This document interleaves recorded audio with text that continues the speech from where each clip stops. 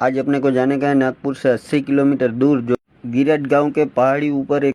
अस्सलाम वालेकुम भाइयों, अपने को लेने को आ गए अपने दोस्त एजाज भाई, क्योंकि अपने को चलो आपको दिखा दे अल्लाह के एक ऐसे वली जो पहाड़ी ऊपर बसे हुए हैं। हम आ गए इधर बाबा फरीद का चिल्ला मुबारक है, इधर चादर बादर इधर से ले लिए। अब जा रहे हैं हम दुआ सलाम करने अंदर दरगाह में। चलो आपको दिखाते हैं दरगाह से दुआ सलाम करके बाहर आ गए हैं। अभी आपको बाहर का दिखा रहा हूँ नज़ारा इधर, क्योंकि एक तालाब, ये दरगाह और ये तालाब को बहुत साल हो गए, बहुत साल पुराना है ये इधर।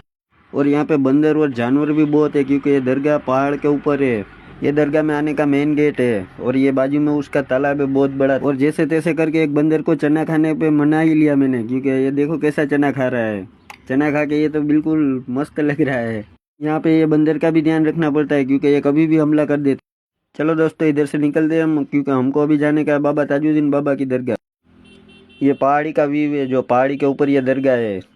और आपको ये वीडियो कैसा लगा, लाइक कमेंट और शेयर कर देना, और कमेंट में बोलना आपको ये वीडियो कैसा लगा। चलो मिलते हैं अपने नेक्स्ट वीडियो में।